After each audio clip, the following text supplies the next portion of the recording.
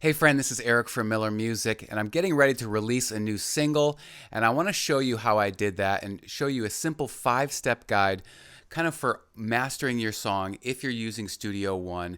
And you can kind of go through these 5 steps almost like a checklist for when you are mastering your own single. Let's jump in. Hey, if you're looking for a place to learn, collaborate, and share your music, I have a new online community called the Miller Music Club to help you do just that. It's for guitar players, home studio owners that want to just grow together. So it's totally free to join. You can just click the link in the description below, and I hope to see you inside. So step 1 in the mastering process is just to listen through the song and make sure that everything is sounding good. In my case, I'm listening to the song about a week or two after I mixed it. There was some things that I heard that I didn't hear in the original mix. One was that I wanted to actually bring the bass up and I wanted to bring the organ down. Now in Studio One, it's really easy to do that because they link the song page and the mastering page together. So let me show you how to do that. So here is the original song page that I used to mix the song and record it.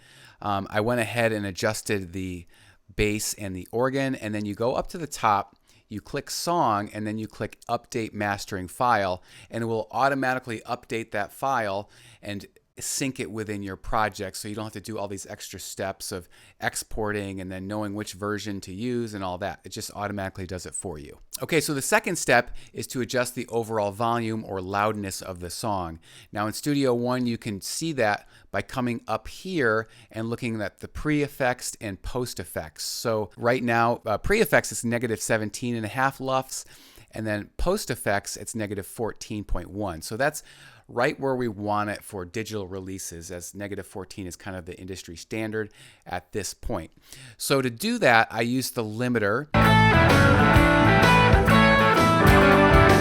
So I adjusted the volume I added 2.8 decibels for gain, and then I set the ceiling to -1 and the threshold to -1. And then you can also see that over here at any point in the song, kind of what the overall volume is of that point in the song. So it's a really handy tool to use for that. Step 3 is to adjust the EQ for the overall track. And all I really did was to just cut the low end right here, just to reduce any unnecessary rumble.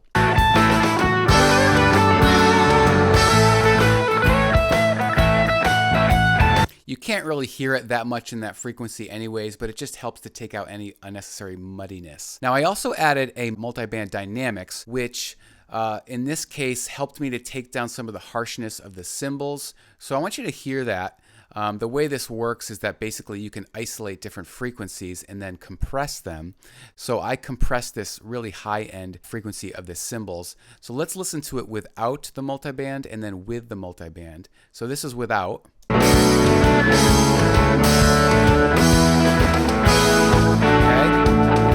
Now let's listen to it with the multiband.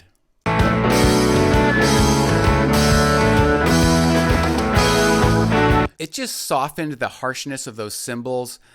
In the settings, I can do it. You just click on here, and then you can actually even solo out to hear what that sounds like, just that frequency by itself. And I set the ratio to 2.1, so basically it's like compressing about half of anything that goes above the threshold that you have set. Okay, step number 4 is track automation. So this is any place where you want to automate something in the track. So in my case, I automated the last chorus. I bumped it up a little bit, about 1 or 2 decibels, to bring up kind of the excitement. We've heard the chorus several times already, and the last time we want to hear it, maybe we want to bring it up for something different, a little bit more dramatic. So you can draw in the automation just like you would any other automation track within the song page now, which is really cool. This is with the automation.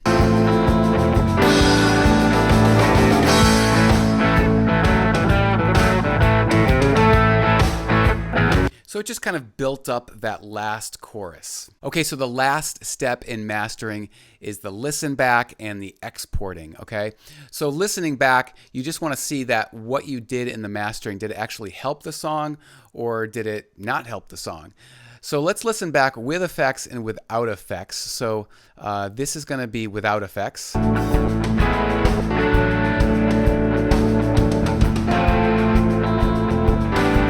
with effects.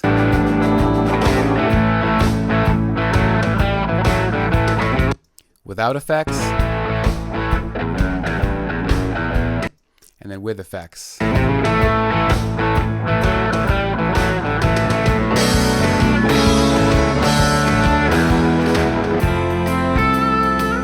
So I think it's subtle, but it does improve the overall mix. Sometimes when you're hearing the volume increase, there's a tendency to think, oh, the mix is better because it's louder. But you also want to be listening for things like frequency and just how does the music feel? Does it sound good? All right, so the last step here is to just export your song. You can do things like add in the title, the albums before you do it. You can even add in the image. All right, and then you click digital release up top, and here is where you can set the waveform, the resolution, the sample rate, and then you can even adjust loudness, which I have unchecked because we've actually already adjusted the loudness. If you haven't done so already, I encourage you to join my Miller Music Club. Just click the link in the description below, and I'll see you on the next video.